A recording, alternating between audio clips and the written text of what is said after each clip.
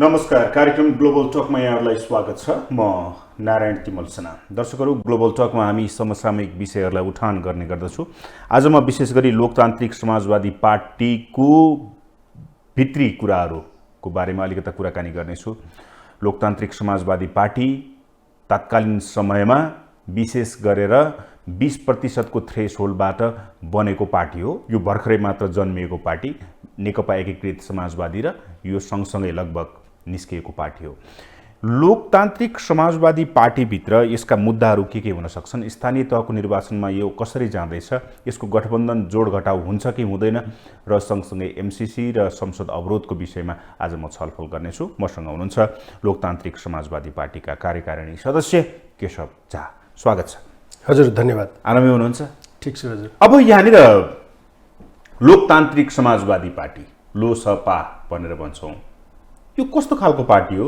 20%ले जन्माइदिएको party हो अथवा के हो? यो पार्टी वास्तवमा हामीले चाहिँ राजपा भनेर अघिल्लो चुनावमा हामी भाग लिएका थियौँ र तत्कालीन समयमा हामी चौथो ठुलो पार्टीको रूपमा स्थापित भएर अगाडि बढेको हो। पछि चाहिँ हामीले चुनाव भएर आइसकेपछि नै तत्कालीन सङ्घीय समाजवादी फोरमसँग एकता गरौँ भनेर हामीले प्रस्ताव गरेका थियौँ, तर उहाँहरू त्यतिखेर त्यति रुचि देखाउनु भएन। त्यसपछि सरकार बन्ने कुरा भयो। हामीले केपी ओलीजीको सरकारलाई सशर्त समर्थन गऱ्यौँ बाहिरबाट कि हाम्रा यो माग मुद्दाहरू सम्बोधन गर्ने शर्तमा हामी बाहिरबाटै समर्थन गऱ्यौँ, सरकारमा गएनौँ र 1 वर्षसम्म चाहिँ हामीले त्यो सरकारलाई दिएको समर्थन कायम राख्यौँ र बारम्बार घचघच्याइराख्यौँ हाम्रो माग मुद्दाहरू सम्बोधनको निम्ति, तर उहाँहरूले रुचि देखाउनु भएन। पछि 1 वर्षपछि हामीले हाम्रो समर्थन फिर्ता लियौँ। उपेन्द्रजीहरू सरकारमा जानुभयो सुरुमै, अनि उहाँहरू सरकारमा गएपछि 18 महिनासम्म सरकारमा बस्नुभयो। हामी त्यो बिचमा पनि एकताका कुरा गरिराख्यौँ। अनि अब हाम्रो माग मुद्दाहरू सबै मिल्ने, त्यसकारणले जब माग मुद्दा एजेन्डा सबै मिल्छन् भने किन छुट्टा छुट्टै पार्टी राख्नु, एउटा सशक्त नयाँ शक्तिको रूपमा विकास गरौँ न, पुरै राष्ट्रिय रूपमै एउटा राजनीतिक बलियो पार्टी। काङ्ग्रेस कम्युनिस्टलाई गाली मात्रै गर्ने होइन कि त्यसको विकल्प पनि त दिन पर्यो भनेर हामीले धेरै प्रयास गऱ्यौँ। त्यो प्रयास चाहिँ निकै लामोसम्म प्रयास चलिरह्यो, तर त्यो सफल हुन सकेको थिएन। त्यही बिचमा उहाँको चाहिँ प्रधानमन्त्रीज्यूसँग खटपट सुरु भयो। उहाँलाई स्वास्थ्य मन्त्रीबाट कानुन मन्त्रीमा सारियो। त्यसपछि एक दिन उहाँले संशोधनका कुराहरू डाइरेक्टै प्रस्तावको रूपमा एउटा संशोधनको निम्ति कार्यदल बनाउने भन्ने कुरा हाउसमा लगेपछि प्रधानमन्त्रीज्यूले ठाडै चाहिँ अस्वीकार गर्नुभयो र उहाँलाई मन्त्रीमण्डल छोड्न भन्नुभयो र उहाँले मन्त्रीमण्डल छोड्नुभयो। त्यो भइसकेपछि पनि हामी चाहिँ लौ न अब त गरौँ, हामीले शर्त पनि राखेका थियौँ सरकारबाट बाहिरिनुहोस् अनि एकता गर्छौँ। त्यतिखेर होइन, सरकारमा भएर के फरक पर्छ भन्नुहुन्थ्यो। पछि सरकारबाट बाहिरिएपछि लौ न त गरौँ भनेपछि उहाँहरू र पनि अब पर्सेन्टेजका कुरा, कहिले अब पार्टीको साइज उहाँभन्दा ठुलो हाम्रो छ, तर चाहिँ पर्सेन्टेजमा चाहिँ आफूलाई बढिराखेर 60-40%मा गरौँ न त एकता भन्ने, त्यो त कसरी हुन्छ र तपाईँभन्दा ठुलो पार्टी चाहिँ हामीले उदारता देखाइरहेका छौँ 50-50मा गरौँ, तपाईँले उल्टो कुरा गरेर त भएन भन्ने कुराहरू जारी थियो। त्यो बिचमा उहाँहरूले हामीसँग छोडेर नयाँ शक्तिसँग एकता गर्नुभयो। त्यो भइसकेपछि पनि प्रक्रिया जारी नै थियो। पछि उहाँको पार्टीमा विभाजनको कुरा चल्यो र विभाजनको लगभग उहाँहरू अन्तिम उसमा पडावमा हुनुहुन्थ्यो। उहाँका लगभग 13-14 जना सांसद मेरियट होटल काण्ड, जो कि निकै चर्चित काण्ड भयो, त्यसमा जम्मा भएर पार्टी विभाजनको तयारीमा थिए। त्यही दिन चाहिँ सरकारले दल विभाजनको निम्ति एउटा अध्यादेश पनि लिएर आएको अवस्था थियो केपी ओलीजीको सरकारले। अनि त्यो भइसकेपछि हामीले अब उहाँ सङ्कटमा फस्नुभयो अनि उहाँले होइन गरौँ एकता भन्न थाल्नुभयो। त हामीले हेरिरहेका थियौँ उहाँ सङ्कटमा हुनुहुन्छ, त हामी चाहन्थ्यौँ पनि एकता होस्, त हामी अलिकति पनि बार्गेनिङ नगरेर, कुनै बार्गेनिङ नगरेर ल गरौँ न त भनेर हामी रातारात एउटा सहमति गऱ्यौँ र उहाँहरूको फुट्नै आँटेको पार्टीलाई जोगाएर हामीले समाजवादी, तत्कालीन समाजवादी पार्टी र राजपा मिलाएर हामी जसपा पार्टी निर्माण गऱ्यौँ। तर त्यो पार्टी निर्माण गरिसकेपछि जब पार्टी बन्यो, पार्टी बन्नुभन्दा अगाडि उहाँको उपेन्द्र यादवजीको अर्कै स्थिति थियो। पार्टी बनिसकेपछि उहाँको परिस्थिति सामान्य भइसकेपछि उहाँ चाहिँ यो समायोजनका गतिविधिहरूमा पनि त्यति उत्सुकता नदेखाउने अनि प्यारल गतिविधिहरूमै बढी चाहिँ रमाउने जस्तो गतिविधि देखियो। त पार्टीभित्र त्यसले गर्दाखेरि अलिकति कम्प्लेक्स स्थिति त थियो नि।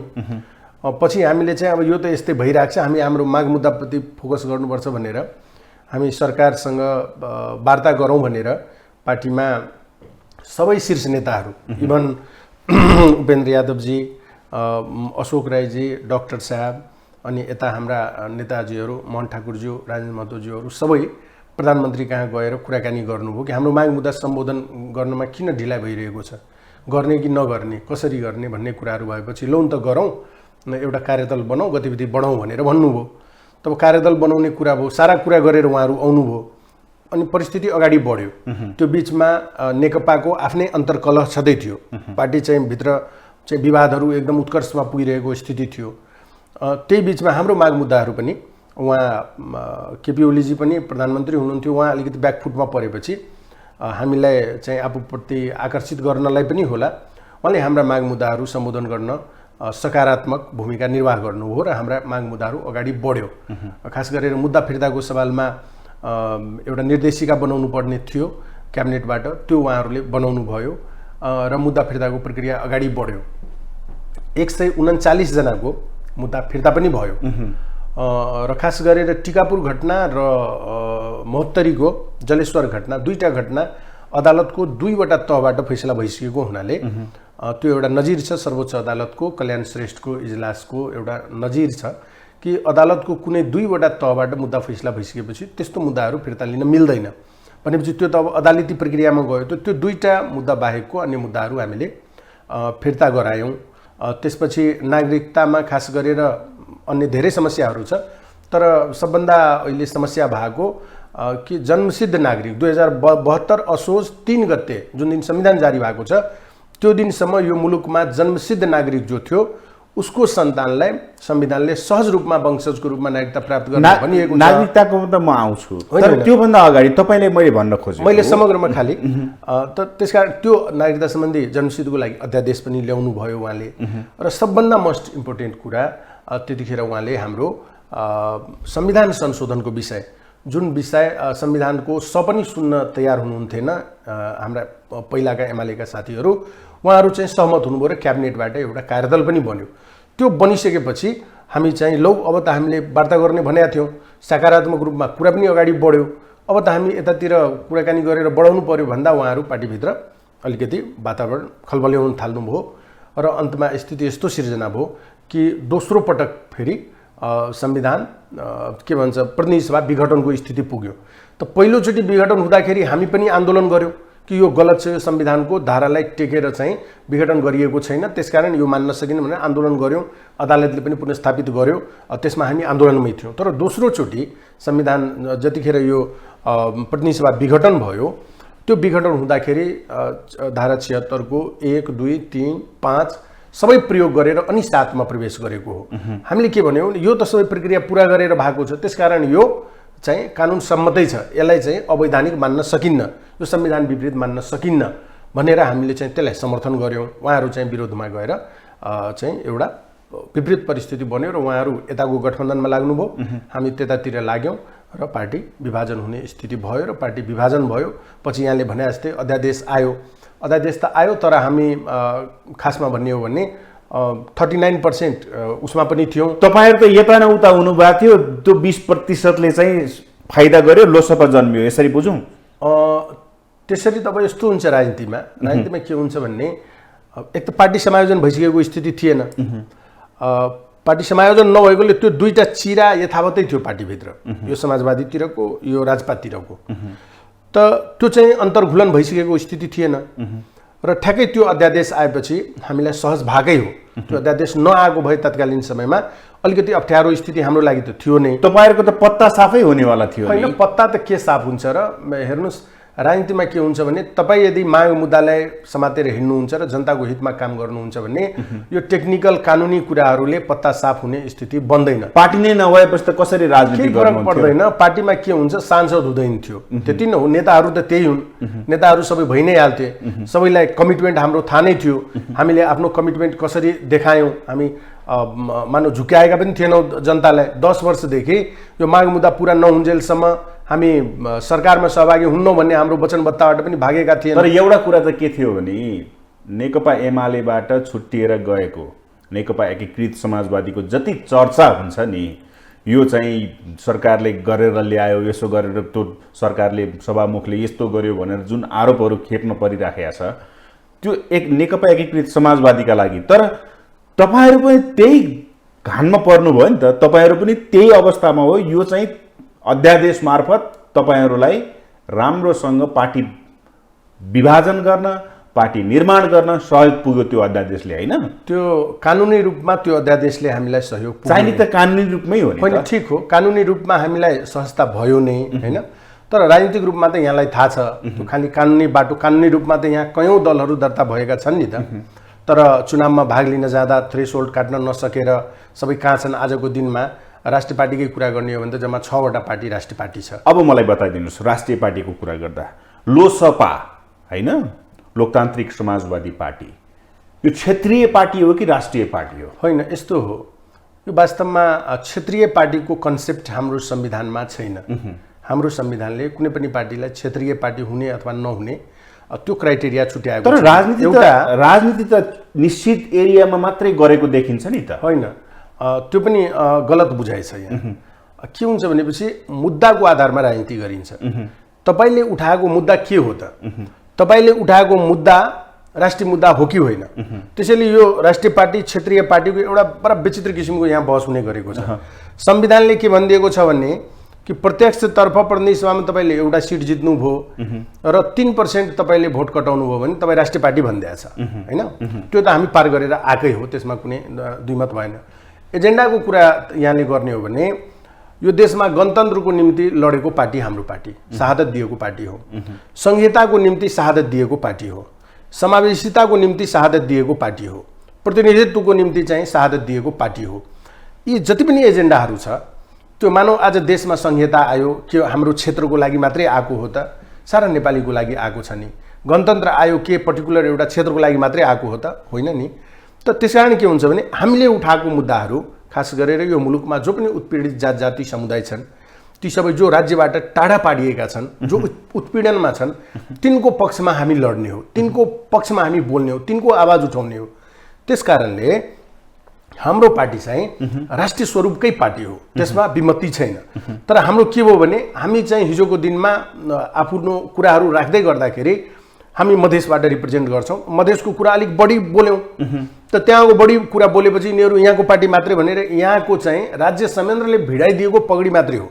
हामी सबैको लागि आवाज उठाउँछौँ भनेपछि अब यो लोसपा भनेको मधेसका मात्रै आवाज उठाउँछ कि समग्र देशको? यसको संगठन कस्तो छ? हामीले अहिलेको संरचना यहाँले हेर्नुभयो भने हामीले मधेसको कुरा पनि उठाउँछौँ, हामीले आदिवासी जनजातिहरूको कुरा पनि उठाउँछौँ, हामीले चाहिँ खस आर्यको कुरा पनि उठाएका छौँ, होइन? अर्थात् मधेसी, पहाडी, हिमाली सबैको कुरा उठाएर समग्रमा मुलुकमा जो पनि उत्पीडनमा पारिएका जाति समुदाय छन् ती सबैको आवाज उठाएर हामी अगाडि बढेका छौँ। यसको स्वरूप एउटा राष्ट्रिय स्वरूप निर्माण भइसकेको छ। आजको दिनमा हामी 20 वटा जिल्लामा मात्रै होइन, आजको दिनमा हामी 70-71 वटा जिल्लामा आफ्नो सङ्गठन विस्तार गरिसकेका छौँ। अब सङ्गठन त विस्तार भइसक्यो भनेपछि 70-71 जिल्लामा सङ्गठन विस्तार भइसक्यो। पहिलाको जस्तो 20 जिल्लामा मात्र केन्द्रित छैन। हामी यो पार्टीलाई राष्ट्रिय स्वरूपकै पार्टी बनाउने तर्फ अग्रसर छौँ। र खास गरेर आजको दिनमा जो मुद्दा तपाईँले उठाउनुहुन्छ त्यस आधारमा जनताले तपाईँलाई साथ दिने हो। त्यसकारण हाम्रो मुद्दा, हामीले उठाएका माग मुद्दाहरू हिजो त्यहाँ मधेसको मात्रै भनेर जतिखेर हामीलाई भनिन्थ्यो त्यतिखेर पनि हामीले उठाएका मुद्दाहरू जम्मै राष्ट्रिय मुद्दा नै थिए। तर हाम्रो क्षेत्र त सङ्कुचित भयो, सानो क्षेत्र भयो। त्यस कारण जब मुद्दा हाम्रो राष्ट्रिय मुद्दा हो भने हामी किन पुरै देशभरि नफैलाउने? आज देशभरि पुगेका छौँ, हाम्रो कुरालाई आम जनताले रुचाइदिनु भएको छ, यिनीहरू हाम्रो लागि पनि लड्न सक्छन् भनेर एउटा आदिवासी जनजातिमा पनि एउटा उत्साह आएको छ। खस आर्यमा पनि जो उत्पीडनमा परेका छन् तिनीहरूमा पनि एउटा उत्साह देखिन्छ। हामीसँग दिनदिनै जोडिराख्नु भएको छ सबै। त साङ्गठनिक रूपमा हामी 71वटा जिल्लामा पुगिसक्यौँ। अब जनमत कसरी बलियो बनाउँदै जाने त्यो एक्सर्साइजमा छौँ हामी। अब मेन फोकस त तपाईँहरूको पहिला 20 जिल्लामा मात्रै केन्द्रित हुन्थ्यो, तल मात्रै, मधेसमा मात्रै। म मधेसकै कुरा गर्छु, त्यहाँबाट तपाईँहरूको जुन जन्म भयो। अब यहाँनिर आउँदाखेरि उपेन्द्र यादव नेतृत्वको जनता समाजवादी पार्टी जसपा, तपाईँहरूको लोसपा र अन्य दलहरूको बिचमा अहिले एउटा दल नयाँ शक्तिका रूपमा उदाएको अवस्था छ मधेसमा, विशेष गरेर सीके रावत समूहको। यसलाई कसरी लिनुभएको छ तपाईँहरूले? त्यो खास त्यसलाई कुन रूपमा लिएका छौँ भन्ने यहाँले हेर्नुभयो भन्ने त्यो पार्टी कसरी जन्मियो भन्ने अलिकति इतिहासतिर जानुभयो भने इतिहास जानु पर्यो। होइन, म भन्दैछु इतिहास जान्नुपर्ने जरुरी हुन्छ। तपाईँको ब्याकग्राउन्ड के हो भन्ने मान्छेले पनि बुझ्छन्। त हिजोको दिनमा एउटा मुभमेन्ट चलाएर आएको पार्टी हो। त्यसलाई केपी ओलीजी प्रधानमन्त्री हुँदा उहाँले त्यसलाई मूलधारमा ल्याउनु भयो। हामीले स्वागत गर्यौँ। भन्यौँ कि एउटा पार्टी जो एउटा छुट्टै देशको निम्ति लडिरहेको थियो, त्यो पार्टी आज मूलधारको राजनीतिमा समावेश भएको छ। यो स्वागत योग्य कुरा हो। प्रधानमन्त्रीज्यूलाई पनि धन्यवाद र त्यो पार्टीले यस्तो निर्णय गरेकोमा त्यो पार्टीलाई पनि धन्यवाद दिएका थियौँ हामीले। र त्यो पार्टी आज आएको छ। त यहाँ त्यति मात्रै होइन, निर्वाचन आयोगमा 111वटा पार्टी दर्ता गरेको छ। अहिलेको चुनावको हिसाबले हेर्ने हो भने 80वटा दलले यो चुनावमा भाग लिउँ भनेर निवेदन दिएको थियो। 79वटा दलले भाग लिन पाउने निर्णय निर्वाचन आयोगले गरेको छ। त त्यस्ता धेरै पार्टीहरू जन्मिएको छ। त्यो मात्रै होइन, हृदय त्रिपाठीजीको पनि एउटा नयाँ पार्टी आएको छ। यहाँले हेर्नुभयो पछिल्लो समय हाम्रै रेशम चौधरीजीले पनि एउटा नयाँ पार्टी दर्ता गर्नुभएको छ। यस्तै धेरै मान्छेहरूले नयाँ नयाँ पार्टी दर्ता गरेको छ। त्यो आउनु स्वागत योग्य हो। अब उहाँहरू पनि प्रतिस्पर्धा, यो त बहुदलीय व्यवस्था हो, यसमा त जो पनि आउन सक्छ आफ्नो विचार लिएर। अब कुन पार्टीलाई जनताले रुचाउँछ त्यो महत्त्वको विषय हो। उहाँहरूले उठाएका एजेन्डा, उहाँहरूले सारेका जो मागहरू छन् त्यसलाई जनताले रुचाएर भोलि पठाइदियो भने हामी सबैले मान्नुपर्ने हुन्छ। किनभने आखिर हाम्रो संविधानले पनि के भनेको छ भने जनता चाहिँ सार्वभौम सम्पन्न छ। राजकीय सत्ता र सार्वभौम सत्ता जनतामा निहित छ। अर्थात् सबभन्दा ठुलो कोही यदि छ भने लोकतन्त्रमा हाम्रो मुलुकमा त जनता छ। त सबै अधिकार जनतामा छ। त्यसले जनताले जसलाई चाहिँ जिम्मेवारी दिएर पठाउँछ उसलाई हामीले स्वीकार गरेर जानुपर्छ। त त्यो पार्टी आउन बित्तिकै कुनै भयभीत हुने अथवा उसले चाहिँ हाम्रो आधार क्षेत्र खस्काइदिन्छ भन्ने डराउनु पर्ने कुनै स्थिति छैन। यो प्रतिस्पर्धा गरेर जानुपर्छ। लोकतन्त्रमा प्रतिस्पर्धा हुनुपर्छ, स्वस्थ प्रतिस्पर्धा गरेर जानुपर्छ भन्ने रूपमा त्यो पार्टी पनि आएको छ। स्वागत छ। अगाडि बढौँ, चुनावी मैदानमा हामी चाहिँ भिडौँला। तर यहाँनिर अहिले चाहिँ के आउँछ भने कुराहरू, हिजो कङ्ग्रेस, एमाले, माओवादी चाहिँ हाम्रा लागि होइनन् भनेर मधेसका जनताहरूले जसरी तपाईँहरू राजनीति गर्नुभयो, अहिले ती दल पनि हाम्रा लागि होइन रहेछन् भनेर चाहिँ सीके रावततिर चाहिँ अलिकता ढल्किएको हो कि भन्ने चाहिँ देखिन्छ। यसलाई कसरी बुझौँ? अब विश्लेषणको आधार के हो भन्ने के कुरालाई मान्ने, कुनै यो बिचमा यहाँले कुनै सर्वे, कुनै एउटा अथोराइज संस्थाले अथवा राज्यले नै कुनै सर्वे गरेको त कुनै रिपोर्ट हामीसँग छैन कि कसलाई जनताले मान्छ कसलाई मान्दैन। यो त मनोगत कुरा भयो। हामी विश्लेषणको आधारमा एउटा प्रश्न तिर्स्याउँछौँ कि यस्तो हो कि भन्ने आशंकायुक्त प्रश्न हो, सम्भावनायुक्त प्रश्न हो। तर त्यो सत्य होइन नि। हामी डाटामा जाउँ न। हामीले सधैँ चाहिँ हाम्रो माग मुद्दाहरू उठाइरहँदाखेरि, हामीलाई सुरुमा मधेसकै पार्टी भनिरहँदाखेरि तपाईँले सुरुमा सद्भावना पार्टी थियो 47 सालपछि।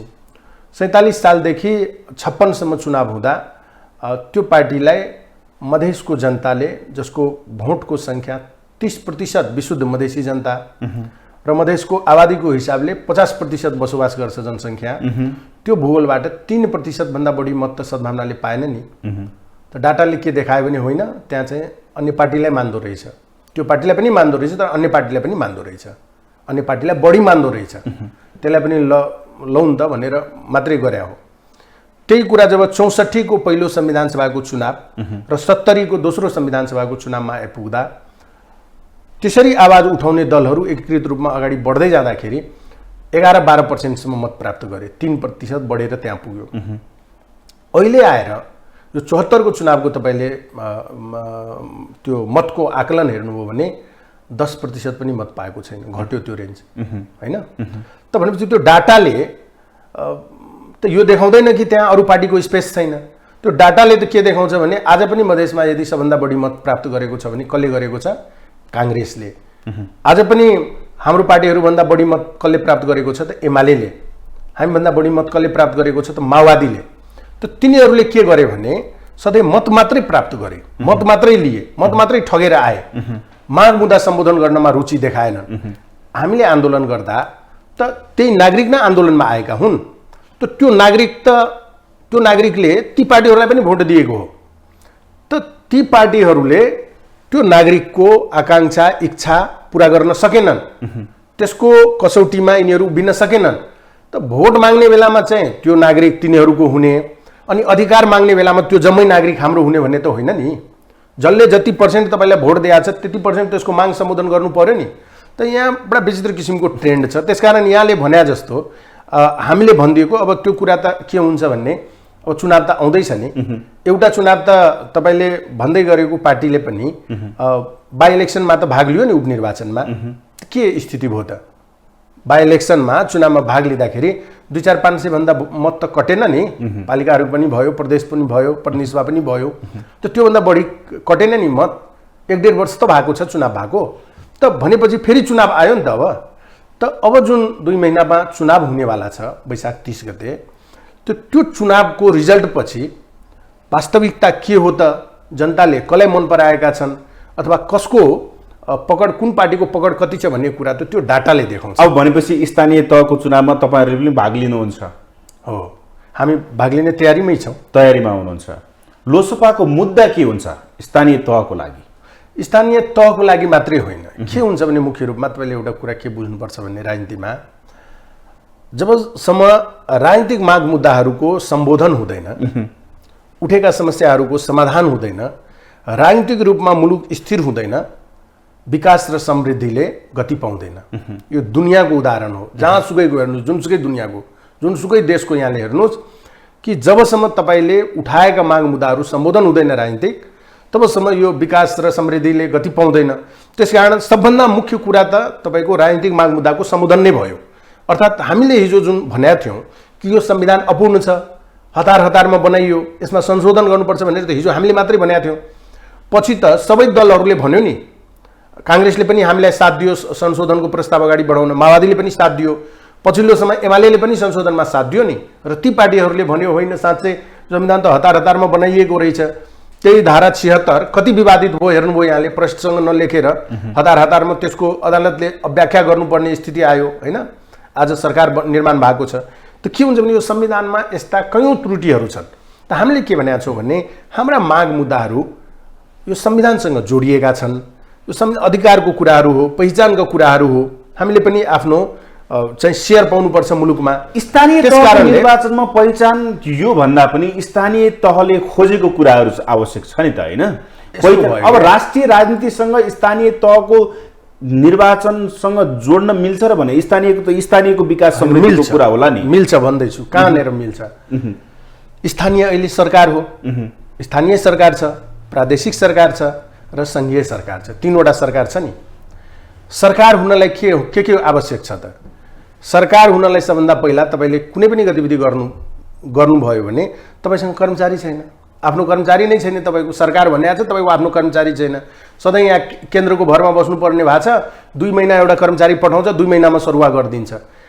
अहिले स्थानीय तहमा 6 महिना काटेको त कर्मचारी नै छैन कोही। त जहाँ यति अस्थिरता छ त्यो कार्यान्वयनको क्षेत्रमा, त्यहाँ के काम हुन्छ? आफ्नो कर्मचारी तन्त्र छैन, आफ्नो बजेट छैन, आफ्नो पैसा छैन, न तपाईँलाई आफ्नो ल एन्ड अर्डर छ, आफ्नो तपाईँले पुलिस प्रशासन बनाउन सक्नु भएको छ। सरकार हो, सरकारमा त यी कुराहरू आवश्यक छ। त यहाँ कानुनी लफडा छ, संविधानमै त्रुटि छ, माथिबाटै त्रुटि छ। त तपाईँलाई मैले एकदम चाहिँ मुख थुनेर ल खाना खा भन्यो भने तपाईँले खान सक्नुहुन्छ? खान सक्नुहुन्न। यो संविधानको त्रुटि भने पनि त्यही हो। स्थानीय तह छ, सरकार हो, तर उसलाई काम गर्ने वातावरण छैन। न उसको कर्मचारी छ, न उसको चाहिँ बजेट छ उसँग, उसले कसरी काम गर्छ? न ऊ ल एन्ड अर्डर ठिक गर्न सक्छ, केही गर्न सक्दैन भनेपछि ऊ त पुरै निर्भर भयो नि त केन्द्रमाथि। यसले निर्भर छ, सबै कुरा यहाँबाट पठाइरहेको स्थिति छ। त्यस कारणले भनेको के हो भने स्थानीय तह भनेको यो अमूर्त कुरा त होइन। आखिर सबै पुरै देश भनेकै देशको सबभन्दा सानो युनिट भनेको परिवार हुन्छ, परिवारबाट समाज बन्छ, समाजबाट देश न बन्छ। त त्यो त्यसरी हेर्नुहोस् तपाईँले, त यो कानुनहरूको अभावमा त्यहाँ केही गर्न सक्ने स्थिति छैन। त मुद्दा त आखिर राजनीति नै हो। विकास निर्माणको सन्दर्भमा यदि यहाँले हेर्नुभयो भने स्थानीय तहले के गर्छ त? स्थानीय तहले पेट्रोलको भाव बढाउने अधिकार छ? छैन। मारमा त त्यहाँको जनता परिरहेको छ नि त, पुरै सारा नेपाली जनता परिरहेको छ। जनता त आखिर सबै स्थानीय तहमै बसेका छन् नि। त पेट्रोलको भाव बढाइदिन्छ, किसानहरूले मेहनत गरेर उ गरे आउँछ, उब्जाउ गरे आउँछ, उसको बालीको यहाँ मूल्य छैन, केही छैन, मारमा परेको छ। किसान कृषि प्रधान देश भनेको छ न, सिँचाइको सुविधा छ न, मल खाद पाउँछ, हरेक वर्ष चाहिँ लफडा भइरहेछ। यतिका दिनमा सधैँ यो राजनीतिक विषय मात्रै बन्यो। मल खाद आफ्नै देशमा उत्पादन गर्नुपर्छ भनेर कहिले चाहिँ आत्मनिर्भर बनाउने प्रयास गरिएन। आफ्नो देशबाट सबै जनशक्ति विदेश पलायन भइसक्यो। अहिले कृषि उत्पादन घटेर कहाँदेखि कहाँ गइसक्यो, त्यताप्रति राज्यको चिन्तै छैन। यो सबै विषयहरू पनि स्थानीय तहको एजेन्डा त हो नि। अब भनेपछि तपाईँहरू अब स्थानीय तहको निर्वाचनमा एक्लै जाने कि गठबन्धन गरेर जाने सम्भावना छ? 3 वटा सम्भावना छ। के छ भन्नुहोस् त? पहिलो सम्भावना त हामी एक्लै प्रतिस्पर्धा गर्नलाई तयारी अवस्थामा छौँ। कसँग गठबन्धन नभए पनि हामी एक्लै भए पनि त चुनाव लड्छौँ। निर्वाचन आयोगमा हामीले दल दर्ता गऱ्यौँ, चुनावको लागि तयार छौँ भनेर भन्यौँ। हाम्रो व्यापक चाहिँ अहिले पालिका लेभलमा, वडा लेभलमा हामीले एकदम गतिविधिहरू गरिरहेका छौँ। जनतासँग जोडिएका गतिविधिहरूमा हामी सरिक छौँ। त त्यो काम त हामी जारी नै छ। पहिलो सम्भावना अनुसारले हामी काम गरेका छौँ। दोस्रो सम्भावना के हो भने अहिले यो सत्ता गठबन्धन छ 5 वटा दलको। यो गठबन्धन एज इट इज रहिरहने हो भने र यो गठबन्धन चुनाव लड्ने हो भने त हामीमाथि पनि दबाब छ कि हामीलाई पनि कसै न कसैसँग त गठबन्धन गरेर जानुपर्छ। किनकि एक्लै लड्दा न त्यो के भन्छ रेस्लिङको रिङमा तपाईँ एक्लै भिड्ने हो। अब म एक्लै लडिरहेको छु, त 5 जना आएर भिड्ने हो भने त रिजल्ट त थाहा छ नि। त्यस कारणले के हुन्छ भने अब त्यहाँ त्यसको निम्ति प्रतिस्पर्धा गर्नलाई त हामीसँग दोस्रो विकल्प के छ भने कि एमाले पनि त्यो गठबन्धनभन्दा बाहिर छ। त्यस कारण एमालेसँग पनि सहकार्य गरेर जाने एउटा सम्भावना देखिन्छ, त्यो गठबन्धन कायम नै रहिरह्यो भने। र तेस्रो सम्भावना के हो भने यो सत्ता गठबन्धनसँग पनि हाम्रो कुराहरू मिल्न सक्छ। जस्तै उदाहरण बताउँ कि यो सरकारलाई हामीले समर्थन गरेको सरकार हो, यो हामीले पनि मतदान गरे हो। दोस्रो एमसीसी को केसमा पनि हामीले समर्थन गरे हो यो सरकारलाई। अहिले प्रधान न्यायाधीशमाथि महाभियोगको कुरा छ, त्यसमा पनि हामीले समर्थन गरेको हो यो सरकारलाई। हाम्रो समर्थनै छ त्यसमा पनि। त मुद्दा एजेन्डाको हिसाबले त यो सरकारसँग अहिले हामी नजिक छौँ, एक ठाउँमा छौँ। त यो सरकारसँगै हाम्रो कुराकानी अगाडि बढेर हाम्रो माग मुद्दाहरू सम्बोधन गर्ने स्थिति भयो भने यो गठबन्धनसँग पनि हाम्रो सहकारी हुनसक्छ। जसमा प्रोग्रेस के भएको छ भने हिजो मात्रै पनि हाम्रो पार्टीका नेताजीहरू र प्रधानमन्त्री बीच छलफल भएको छ। र छलफल हुँदाखेरि हाम्रो माग मुद्दाहरूलाई अगाडि सारिएको छ। हाम्रो यो मुद्दा फिर्ताका कुराहरू जुन अहिले बाँकी छन्, अब अदालतमा गएको छ, यही चैतमा पेशी छ, त्यसको विषयमा पनि केही कुराहरू भएको छ। दोस्रो विषय चाहिँ त्यही मैले अघि नै नागरिकता अध्यादेश जो आएको थियो, जसलाई सर्वोच्चले रोकिदिएको छ, त्यही अध्यादेशलाई बढाउने अथवा विधेयकको रूपमा भएको हाउसमा जुन अवस्थामा छ त्यसलाई अगाडि बढाउने, त्यो विषयमा पनि छलफल भएको छ। र तेस्रो चाहिँ संविधान संशोधनका विषयवस्तुहरू छन्। त संविधान संशोधनको विषयमा पहिला पनि काङ्ग्रेस, माओवादी र हामी पार्टीहरू मिलेर संशोधन लगेकै हो। त्यसले अब कुन रूपमा कसरी अगाडि बढाउने भन्ने विषयहरू पनि छलफल भएको छ। चौथो महत्त्वपूर्ण विषय भनेको अब गठबन्धनका कुरा छ। के त हाम्रो यो माग मुद्दाहरू प्रति तपाईँको धारणा के हो भनेर राख्दा उहाँहरू सकारात्मक हुनुहुन्छ र हिजोदेखि एउटा छलफलको वातावरण बनेको छ। बढी सम्भावना सत्ता गठबन्धनसँग एलायन्स गर्ने छ कि एमालेसँग छ तपाईँहरूको? अहिले बढी र कम भन्न सक्ने स्थिति छैन। कुराकानीको हिसाबले हेर्ने हो भने त सत्ता गठबन्धनसँग कुराकानी सुरु भएको छ, तर एमालेसँग आजसम्म कुनै पनि औपचारिक अनौपचारिक रूपमा कुनै पनि कुराकानी सुरु भएको छैन। तर यहाँनिर आउँदाखेरि तपाईँले भन्नुभयो नि, अघि भन्नुभयो कि राष्ट्रिय मुद्दामा स्थानीय तहले पेट्रोलको भाउ बढाउन सक्दैन, नागरिकताको केही कुरा गर्न सक्दैन, दुःख पाउने त जनताले हो भन्नुभयो। तर जनता केन्द्रित चुनावी बहस, तपाईँहरू राष्ट्रतिर जानुहुन्छ, तर मूल कुरा अहिले स्थानीय तहको वैशाख 30 को स्थानीय तहको निर्वाचनमा स्थानीय लेभलको मान्छेको लागि त्यो जनता केन्द्रित चुनावी बहस तपाईँहरूले किन गर्न सक्नुहुन्न? यस्तो छ क्या, जसको निम्ति चुनाव मात्रै महत्त्वपूर्ण विषय हो उसले चुनावताका गएर बहस गर्छ। हामी त जनताकै बिचमा छौँ त, हामी जनताभन्दा त बाहिर निस्किएर आउनै सकेका छैनौँ। हाम्रो सरकारमा त कुनै स्थान छैन, त हामी त सधैँ जनताकै बिचमा छौँ, जनताको बिचमा जनताको दुख सुखमा सधैँ हामी उभिएकै छौँ। त्यसो भए के जनताले चाहिँ तपाईँहरूले भेटेका जनताले चाहिँ नागरिकताको कुरा यही कुरा मात्रै गरिराख्छ, हाम्रो स्थानीय लेभलको कुरा गर्दैन? स्थानीय लेभल भन्ने केही हुँदैन। एउटा कुरा के बुझ्नु पर्यो भने तपाईँका दुःख पीडाका जो के कुराहरू छन् त्यही राष्ट्रिय मुद्दा हुन्। जनता भनेकै राष्ट्र हो, जनता भनेकै राष्ट्र हो। त्यसकारण जनताको का जे पनि समस्याहरू छन् त्यो सबै राष्ट्रिय समस्या नै हुन्। अब जनतालाई समस्या छ, जनतालाई अहिले चाहिँ स्थिति के भयो भने स्थानीय तहको सरकार कमसेकम बनेपछि त्यो 5 लाख 1 लाख रुपियाँको लागि जो केन्द्रको मुख ताक्नुपर्ने स्थिति थियो त्यो अहिले छैन। अहिले स्थानीय तह बनेपछि तपाईँ जानुभयो भने के प्रगति भएको छ भन्दैछु, त्यो पर्याप्त त छैन किनभने बजेटै पर्याप्त छैन। तर जे जति बजेट छ त्यसमा कामहरू भएका छन्। अहिले स्थानीय तहहरूमा जानुहोस्, हिउँदको बेलामा पनि गाउँमा हिलो हुन्थ्यो, अहिले पुलै चाहिँ आरसीसी ढलाइ छ, त्यहाँ बाटोघाटो बनाएका छन्। यो 5 वर्षमा तपाईँ जुनसुकै गाउँ जानुहोस्, जतिसुकै विकट गाउँ जानुहोस्, हिजोको दिनसम्म टुक्की बालेर पढ्नुपर्ने ठाउँमा आज बिजुली बत्ती गएको छ। त्यो कुराहरू भएको छ, त्यो नभएको होइन। अब किसानका समस्या भनेको मुख्य रूपमा जो खेती किसानी गरेर नै बचेका छन् तिनको समस्या भनेको सिँचाइको समस्या छ, तिनको समस्या भनेको मलखादको समस्या छ, तिनको समस्या भनेको महँगीको समस्या छ। तिनको समस्या भनेको अझै पनि राम्रो स्वास्थ्य उपचार पाउनलाई टाढा टाढा कुद्नुपर्ने स्थिति छ। अझै पनि तिनका बालबच्चाले राम्रो शिक्षा पाउनलाई चाहिँ सदरमुकाम केन्द्रित हुनुपर्ने कि त काठमाडौँतिर दौड्नुपर्ने स्थिति छ। त यी कुराहरूमा पनि सुधारको आवश्यकता छ। त यी कुराहरूमा पनि सुधारको कुरा हामीले गरिरहेकै छौँ। आफ्नो ठाउँबाट स्थानीय तह लेभलबाट हुने कुराहरू भइ नै रहेको छ। तर यी जति मैले समस्याहरू भने यो स्थानीय तहबाट समाधान हुने समस्या होइनन्। स्थानीय तहले मात्रै डिसिजन गरेर सिँचाइको समस्या समाधान हुँदैन। स्थानीय तहले मात्रै चाहेर त्यो खाद मलको उत्पादन हुँदैन। स्थानीय तहले मात्रै चाहेर शिक्षामा आमूल परिवर्तन आउँदैन। स्थानीय तहले मात्रै चाहेर स्वास्थ्यमा चाहिँ एकदम स्तरीय चाहिँ उपचार हुने स्थिति गाउँमा बन्दैन।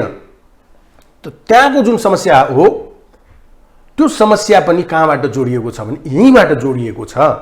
त्यो सबै अन्तर सम्बन्ध भएको समस्याहरू हुन्। त्यसकारणले त्यसलाई खालि यो स्थानीय तहको समस्या होइन, ती सबै राष्ट्रिय समस्या नै हो। त त्यसको समाधान खोजेका छन् जनताले। त यो समस्याहरू जुन मैले भनिरहेको छु यो समस्याहरू खालि स्थानीय तहको पहलमा मात्रै समाधान हुने स्थिति छैन। त जुन त्यहाँबाट हुने समाधान हुने स्थिति छ त्यसको निम्ति त्यही समाधानको प्रयास गर्दैछौँ।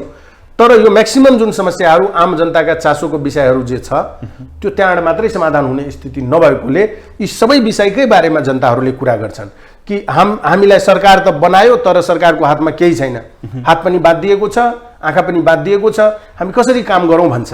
कुरा त जायज हो नि, कुरा त जायज हो। दुनियाँकै यस्तो पङ्गु संहिता काहीँको छैन, खिचडी संहिता बनाइएको छ। अब अमेरिकाको यो कुरा राम्रो छ भनेर यो टेकेर ल्यायो, अनि स्विजरल्यान्डको यो कुरा राम्रो छ भनेर यो टिपेर ल्यायो, साउथ अफ्रिकाको यो कुरा राम्रो छ भनेर यो कुरा टिपेर ल्यायो, होइन, बोलिभियाको यो कुरा राम्रो छ भनेर यो टिपेर ल्याएको छ भनेर खिचडी संविधान बनाइएको छ।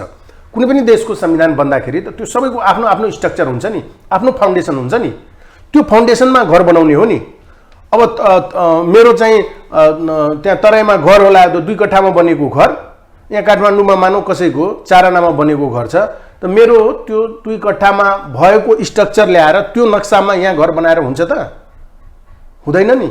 सबैको फाउन्डेसन अनुसार काम हुनुपर्छ। हाम्रो संविधान बन्दा एकदम खिचडी संविधान बनेको छ। ओके, ठिक छ, ठिक छ। यसमा संहितालाई एकदम कमजोर बनाइएको छ, अधिकारै छैन तल। ओके, निर्वाचन त आउँदैछ, निर्वाचन आयोगले एउटा केही सिलिङ पनि तोकेको छ, निर्वाचन धेरै महँगो भयो भनेर पनि भनिन्छ। अब निर्वाचनमा हुमिनी त तपाईँहरू पनि हो, के छ? यो एकदमै महत्त्वपूर्ण यहाँले प्रश्न उठाइदिनु भयो। अहिले हेर्नुहोस् कतिसम्मको बनावटी कुरा हुन्छ भनेपछि निर्वाचन आयोगले सिलिङ तोकेको छ कि महानगरपालिकाको मेयरले चुनावमा 7.5 लाखभन्दा बढी खर्च गर्न नपाउने, उपमहानगरपालिकाको मेयर उपमेयरले 5.5 लाखभन्दा बढी खर्च गर्न नपाउने, नगरपालिकाको मेयरले 4.5 लाखभन्दा बढी चाहिँ खर्च गर्न नपाउने र गाउँपालिकाको अध्यक्ष उपाध्यक्षले 3.5 लाखभन्दा बढी खर्च गर्न नपाउने। अब मलाई यहाँले भन्नुहोस् हामी यही देशको नागरिक हामीले सबले बुझेका छौँ कि एउटा महानगरपालिकाको मेयर जित्नलाई उसले कति खर्च गरेको हुन्छ। 4-5 करोड घटी उसको खर्च भएको हुँदैन, त्योभन्दा कम खर्चमा ऊ जित्दैन। चुनाव कति महँगो भएको छ। अनि 7.5 लाख उसलाई सिलिङ तोकेको छ। त्यो 7.5 लाखमा त वडा अध्यक्ष पनि जितेर आउँदैन कोही। त चुनाव महँगियो, कसरी महँगियो त त्यसलाई कसरी खर्च घटाउने, त्यता त्यो कसैको चिन्ताको विषय छैन। तर 5 करोड खर्च गरेर उसले चाहिँ 7,45,000 को बिल भरपाई बुझाउँछ निर्वाचन आयोगमा। निर्वाचन आयोगले पत्याउँछ। त निर्वाचन आयोगले यस्तो आचार संहिता बनाउनुको के मतलब हो? हाम्रो भनाइ के हो भने चुनाव त खर्चविहीन हुनुपर्छ, 1 रुपियाँ पनि खर्च हुनु हुँदैन। चुनावमा जो पनि नागरिकले भाग लिन पाउनुपर्छ। एउटा गरिबभन्दा गरिबको छोरीले पनि म देशको सेवा गर्छु जनप्रतिनिधि भएर भन्ने उसलाई अधिकार छ। ऊ पनि जितेर आउन सक्ने वातावरण हुनुपर्छ। तर के त्यस्तो छ त? लड्न सक्छन्, आँट गर्न सक्छन्? चुनावमा यति खर्च भइरहेछ, निर्वाचन आयोगलाई पनि थाहा छ, दलहरूलाई पनि थाहा छ, आचार संहिता यस्तो बनाएको छ। यस्तो बकवासहरूको के अर्थ? त्यसकारण मैले अस्ति निर्वाचन आयोगमा के भने लिमिट बढाउनुहोस् तपाईँले। खर्च भएपछि अनि न उसको छानबिन हुन्छ कि उसले कहाँबाट सम्पत्ति ल्यायो। यति खर्च त उसले गरिरहेछ त, तर छानबिन पनि छैन। आधिकारिक ठाउँमा उसले बुझाएको छ मैले 7 लाख मात्रै खर्च गरेर आएँ। यो झुक्याउने काम कहिलेसम्म यस्तो चाहिँ यो कर्मकाण्डी चाहिँ यो काम गरिराख्ने हामीले? त्यस कारणले हामीले के भन्यौँ भने यो समस्या भनेको यो चुनावी प्रणालीको समस्या हो। यो प्रत्यक्ष निर्वाचन प्रणाली खर्चिलो हुन्छ। यसले चाहिँ सबै नागरिकको पहुँच त्यहाँसम्म जान दिँदैन। यसले गर्दा भ्रष्टाचार सुरु हुन्छ। जसले चुनावमा यति बढी खर्च गरेर आएको छ उसको भोलिपल्टबाट के सोच हुन्छ भने म कसरी त्यति पैसा कमाउनु। डे 1 बाट भ्रष्टाचार उसले गर्छ। अनि भ्रष्टाचार बढ्दैन, खर्च भइरहेछ। कन्ट्रोल गर्ने निकायले 7.5 लेख्या छ त्यो कर्मकाण्ड देखाउनलाई। खर्च गर्नेले 7 करोड खर्च गरेका छ। यो कसरी म्यानेज गर्ने त? हरेक वर्ष त चुनावपछि विभिन्न संस्थाहरूले प्रतिवेदन सार्वजनिक गर्छ निर्वाचन आयोगको सिलिङको धज्जी उडेको छ। तर निर्वाचन आयोग कारबाही त गर्दैन। आजसम्म कसैलाई कारबाही गरेको हामीले सुनेका छौँ? सांसद बन्नलाई 15 करोड 20 करोड खर्च गरेर आउँछ, त्यहाँ 25 लाखको सिलिङ दिया हुन्छ। कहिले कारबाही भएको छ त कसैलाई? त त्यसकारण मैले के भने कि सबभन्दा ठुलो कुरा यो निर्वाचन प्रणालीको समस्या हो। यो प्रत्येक निर्वाचन प्रणाली हुन्जेलसम्म यो महँगो नै रहन्छ। त्यसकारण गर्ने त के हो भने यदि खर्चै कटौती गर्नु छ भने यो पूर्ण समानुपातिक निर्वाचन प्रणाली नै अंगीकार गर्नुपर्छ। त्यसमा जाने हो भने खर्च कटौती भएर जान्छ, भ्रष्टाचार पनि न्यूनीकरण हुन्छ, यो नातावाद कृपावादको पनि ट्याग हट्दै जान्छ। त त्यो काम गरौँ भनेर भन्या हो। त त्यो काम पनि नगर्ने र अहिले मानव निर्वाचन आयोग 7.5 लेख्छ भने आपत्तिको विषय भएन। एउटा निर्वाचनमा भाग लिन जाने मान्छेले त उसको 1 पैसा पनि खर्च नहोस् न चाहेको हुन्छ। कसले मेरो पैसा खर्च होस् भनेर सोचेको हुन्छ? उम्मेदवार रोई चाहिँ चुनावमा जितेर आउँछ नि त। उसको हालत के हुन्छ? जग्गा राख्या हुन्छ, जग्गा बेच्नु पर्या हुन्छ, कहाँ ऋण खोज्नु पर्या हुन्छ, के गरेर आउँछ नि त। चुनाव जित्नलाई नाना थरीको तिग्रम गरेर आउँछ नि त। यो कुरा सबैलाई थाहा छैन, देशमा सबैलाई थाहा छ। त समस्याको समाधानतिर जानुपर्छ। 7.5 लाख नै राख्नुहोस्, केही छैन। तर तपाईँले भन्नु पर्यो नि कि कुनै पनि उम्मेदवारले एउटा पनि र्याली निकाल्न पाउँदैन। उम्मेदवारलाई तपाईँ घर दैलो जान बन्द गर्नुहोस् न, एजेन्डाको आधारमा मत दिनुहोस् भन्नुहोस्, एउटा मात्रै सभा गर्नलाई दिनुहोस् आफ्नो क्षेत्रमा। त्यो सभामा उसले आफ्नो घोषणापत्र पढेर सुनाउने हो। ल है, त्यो घोषणापत्रको आधारमा मत दिने हो नि त। कि कसले बढी दारू खुवायो, कसले बढी मासु खुवायो, कसले बढी पैसा दियो, कसले बढी चाहिँ मोटरसाइकलको जुलुस निकाल्यो, कसले कति बढी चाहिँ गाउँमा धुलो उडायो भनेर चुनाव जितेर आउने होइन नि। परिस्थिति अहिलेको त्यही हो। परिस्थिति त्यही छ। त्यो विकृति हटाउनलाई निर्वाचन आयोगको ध्यान छैन। सिलिङ चाहिँ कर्मकाण्डी टोक्छ। थाहा पाउँदै कि 7 करोड खर्च गरेर मान्छे आइरहेछ, ऊ 7.5 लाखको सिलिङ दिन्छ। मैले भने यस्तो चाहिँ यो जागिर खाने काम गरेर चाहिँ हुन्छ? देशप्रति कसैलाई माया नहुने चाहिँ सामान्य मान्छे चाहिँ चुनाव लड्ने स्थिति छ अहिले। अनि सधैँ चाहिँ यो 7 लाख 7 लाख 5 लाख 4 लाख 3 लाख गर्ने अनि चाहिँ खर्च गर्ने बेलामा असीमित खर्च गरेर आइरहेको छ। न अनुगमन छ होइन, कुनै अनुगमन पनि छैन, न कुनै कारबाही छ। त यस्तो चाहिँ यो कर्मकाण्डले के हुन्छ भनेर यसमा आमूल परिवर्तनको आवश्यकता छ भनेर भनेको हो। ओके, अब मलाई अन्तिममा एउटा प्रश्न। तपाईहरूले भन्नुभयो कि सामाजिक रूपान्तरण अझै भइसकेको छैन। सामाजिक रूपान्तरणका नाममा सीके रावत अहिले आइराख्नु भएको छ। स्थानीय तहको निर्वाचन छ, सामाजिक रूपान्तरणको मुद्दा उठाएर अन्ततः ढिलो चाँडो मधेसमा जसपा र लोसपाको स्थान चाहिँ सीकेले लिन्छन् भन्छन्। यो परिस्थिति हो मधेसको? होइन, तपाईले म बारम्बार यस्तो हाइपोथेटिकल कुराहरूमा विश्वास गर्दिनँ। म डाटामा विश्वास गर्छु। किनभने तर्क चाहिँ त्यतिन्जेल मात्रै सत्य हुन्छ जबसम्म त्योभन्दा राम्रो तर्क आउँदैन। त्यसकारण तर्क चाहिँ अन्तिम सत्य होइन, तर तथ्य चाहिँ अन्तिम सत्य हो। हामी सत्यको तर्फ जाउँ। त सत्य भनेको डाटा हो, तथ्य हो। डाटा हेर्नु हो भने अघिल्लो चुनावमा हामी चुनावमा भाग लिँदाखेरि स्थानीय तहमा, जस्तै त्यतिखेर राजपा भएर चुनावमा भाग लिएका थियौँ, हाम्रो कम्पिटिसन सबभन्दा बढी ठाउँमा म्याक्सिमम 90% ठाउँमा काङ्ग्रेससँग देखियो। हामीले जितेको पनि काङ्ग्रेससँग छ, हारेको पनि लगभग काङ्ग्रेससँग छ 90% ठाउँमा। त्यसपछि बाँकी 10%मा एकाध ठाउँमा जसपा, के भन्छ अहिलेको जसपा तत्कालीन सङ्घीय समाजवादी फोरम, एकाध ठाउँमा माओवादी, एकाध ठाउँमा एमाले, नभए 90% ठाउँमा हाम्रो कम्पिटिसनै काङ्ग्रेससँग देखियो। त्यसकारण त्यहाँ चाहिँ जसपा र लोसपाको कम्पिटिसन छ भन्ने पनि होइन। जसपा र लोसपाको पनि कुनै कम्पिटिसन छैन। उनीहरूको पनि कम्पिटिसन त्यही दलहरूसँग छ जहाँ छ। नभए हाम्रो कम्पिटिसन त खास गरेर त्यहाँको जनआधार हेर्ने हो भने सबभन्दा बढी प्रतिस्पर्धा हुने भनेको हाम्रो काङ्ग्रेससँगै छ। त्यसकारण त्यो बिचमा त्यो दलहरू आउँछ भन्ने छैन। त्यसकारण त्यो कति सिट आउँछ भन्ने छ, कति स्थानीय त जित्छौँ भन्ने छ लोसपालाई। अब राजपा हुँदा हामीले त्यतिखेर 25 ठाउँमा चाहिँ हामीले पालिका जितेका थियौँ। 32-34 ठाउँमा चाहिँ हामीले उपप्रमुखहरू जितेका थियौँ होइन। वडा अध्यक्ष त हामीले 250-300 ठाउँमा जितेका थियौँ। यसपालि त्यो रेसियो बढ्छ भन्ने छ। यसपालि त्यो रेसियो हामी बढाउँछौँ। मोर देन 50 ठाउँमा टार्गेट गरेर अहिले हिँडेका छौँ। त्यहाँ चाहिँ हामी जसरी पनि जित निकाल्छौँ भनेर, र त्यही अनुसारको तयारी हामीले अगाडि बढाएका छौँ। धेरै धेरै धन्यवाद छ। हस् त, यहाँले पनि महत्त्वपूर्ण समयका निम्ति धन्यवाद। उहाँ हुनुहुन्थ्यो लोकतान्त्रिक समाजवादी पार्टीका कार्यकारिणी सदस्य केशव झा। हवस् त, आजको लागि ग्लोबल टक यति नै। सम्पूर्ण टिमसहित मलाई पनि आज्ञा दिनुहोस्। नमस्ते।